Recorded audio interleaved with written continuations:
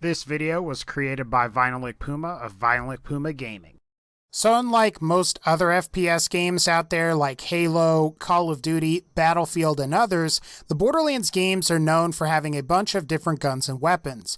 While there aren't a gazillion guns in like some of the promotional material for Borderlands 2, there are at least 150 to 200 guns out there for the player to use. And something that I'm sure people have wondered is what are some of the guns that I should pick up during my regular playthroughs when I don't have access to my Sandhawks, my Norfleet, or my Becca assault rifles. Well, today's the day that I go over some of the guns that everybody from Borderlands 2 veterans to even those just starting out should definitely keep an eye out for.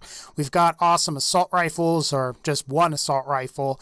We've got some shotguns, SMGs, snipers, and even a rocket launcher. If you also play the pre-sequel, you might find some of these guns in that game as well. However, you won't find the E-Techs in that game as there are no E-Tech weapons.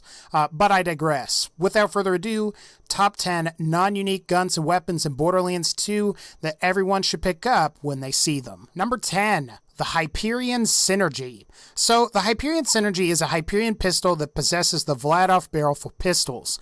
What's nice about this pistol is that it's a pistol that sports decent damage, magazine size, and pretty good fire rate for a Hyperion weapon. Plus, since it's a Hyperion weapon, the gun becomes more accurate as you fire it.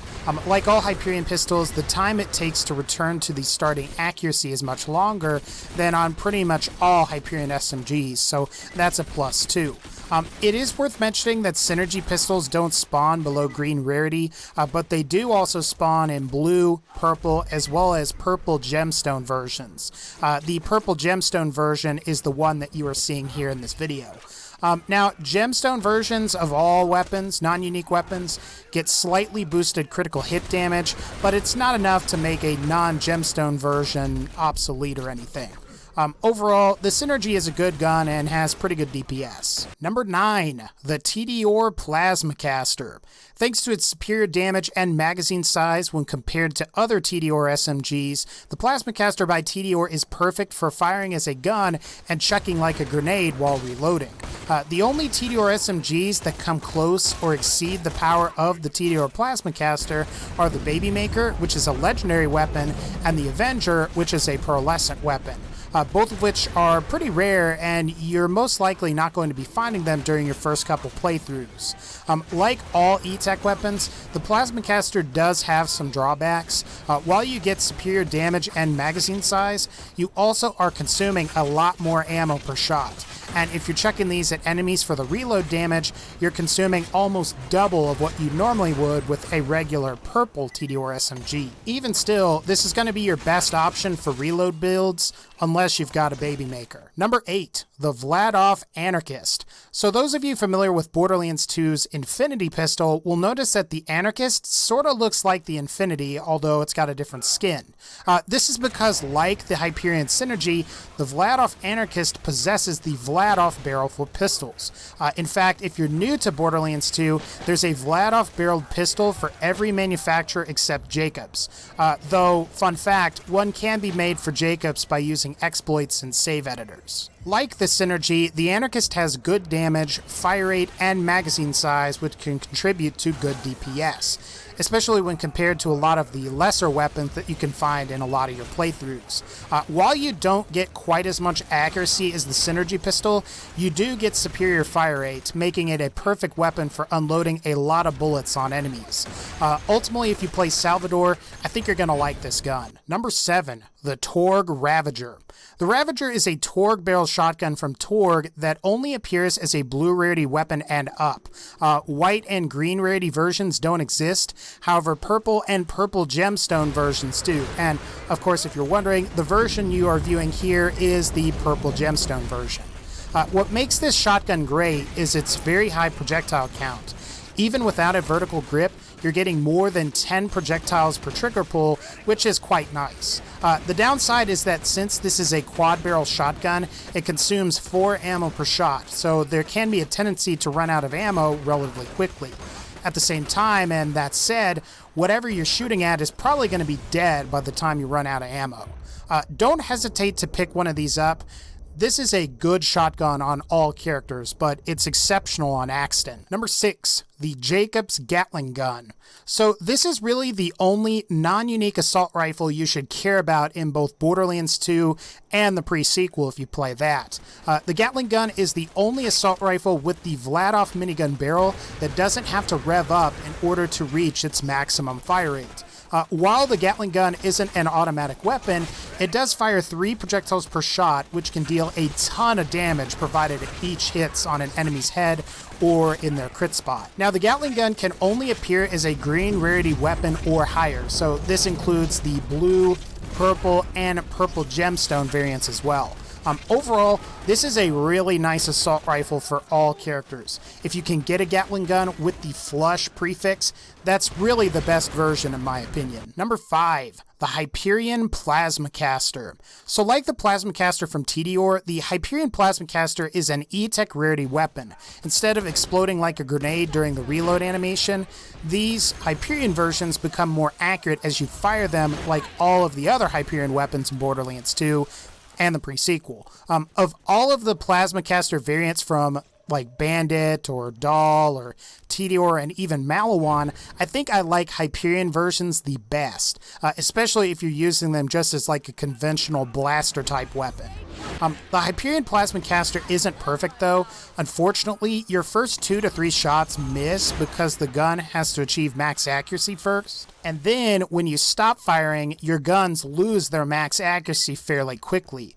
Ultimately, this is a trait of pretty much all Hyperion SMGs, even the legendary or Seraph ones. Hyperion shotguns, pistols, and snipers fare a little bit better in this regard, but even still, I don't think that should deter you from picking one of these guns up if you see them. Number 4, the Jacobsquad. So you'll notice that the quad looks somewhat similar to the Ravager as it possesses the Torg barrel for shotguns. Like the Ravager, this gun can't appear below blue rarity, and the only other variants are purple rarity and purple gemstone rarity. The purple gemstone rarity is the version that I am showcasing here. While both the Quad and Ravager are excellent weapons, I would say that the Quad might be a little bit better. This is because Jacobs guns can fire as fast as you can pull the trigger. Jacobs guns also have better critical hit modifiers, and the Quad in particular has slightly higher projectile multipliers than the Torgravager does. At the same time, you get slightly lower base damage than your Torgravager.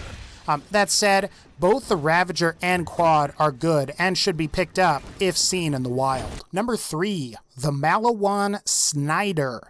Now, the Schneider is pretty much one of the best non-unique snipers in Borderlands 2. While it's not quite as powerful as Jacob snipers in either normal or true Vault Hunter mode, Malawan snipers eventually surpass their non-elemental counterparts thanks to the fact that boosts to elemental damage are multiplicative. Now, of course, the downside is that you need to match the proper elements, but really that's not that hard. What's nice about the Schneider is that it can appear in any rarity except legendary, and then obviously pearlescent and seraph. So this includes white versions, green rarity versions, blue, purple, and purple gemstone versions, like the version that I'm showing here. In fact, if you can get lucky, the best version of the Schneider is the aquamarine version, as you get a slight boost to critical hit damage over that standard purple version. This is a great sniper to have, though there might be one that's a little bit better. Number 2, the Vladoff Droog. The Vladoff Droog is one of the best snipers in Borderlands 2, and the best part is that it's a non-unique weapon that you can find in any rarity, just like the Schneider. While the Droog has lower base damage when compared to many other snipers, the Droog has fairly high fire rate, which can contribute to very high DPS. If you manage to unload a full Droog magazine into a badass enemy's face, it's pretty much guaranteed to die, especially if you match the element. The Droog also has a legendary variant called the Lyuda, which is one of the best snipers in Borderlands 2, except it has even crazier critical hit damage and unlisted projectiles, which means you can get even higher and a more ridiculous amount of damage output with the Lyuda. The Droog might just be the best sniper in Borderlands 2 that you can get really early on, and it might be the best non-unique sniper in the game. Number 1. the Vladoff Topna. This is without a doubt one of the best and most practical rocket launchers for the player to have in Borderlands 2. While it's certainly not the best launcher in the game, it has some features that more than make up for being the best rocket launcher in the game. The Topna has fairly high fire rate for a rocket launcher, and like other Vladoff rocket launchers, the Topna has a chance to not consume ammo while being fired, meaning that you can sometimes get more shots than what your total magazine actually reads out as. The Topna is considered by many in the community to be the poor man's Norfleet. It's definitely much easier to acquire, as you can occasionally get these to appear in some loot chests. While you might not see any in normal difficulty, you will start to see them in true Vault Hunter mode and up. These are definitely great rocket launchers, and you should always pick them up if you see them. Anyway, guys, that's going to pretty much wrap up this particular video. If you like this video, please be sure to leave a like. Now, I do know I did miss a lot of awesome non-unique weapons in Borderlands 2. We've got our Malawan Raykels, our Jacobs Diabs, our TDR quick shot pistols, and we've also got the various Torg barrel shotguns from other manufacturers. You get the idea. So let me know in the comments what your favorite non-unique weapon was that didn't make it onto the list. And as always, take care, and I'll see y'all next time.